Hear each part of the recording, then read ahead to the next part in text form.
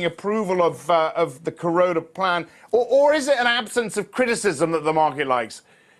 Well, they were certainly very quiet in terms of the full endorsement of Japan's plans, but they do recognise that the real issue of deflation in Japan has to be tackled before we can have genuine global recovery. That said, I do think the stock market is now getting thoroughly ahead of itself across a range of sectors. Investors need to be really careful with stock selection. So I'm looking at companies like Itochu, simply trading on a multiple of 6 times, dividend yield of 3 times in the textile sector, ready to motor if we get reflation, but plenty of downside protection if we don't. And I would absolutely urge investors not to assume that we're going to get the 2% inflation in 2 years' time. That looks very optimistic. I'm going to jump about a bit. UK, the Fitch downgrade, clearly this is a political story. Is there any market impact? Are you expecting any market impact from this?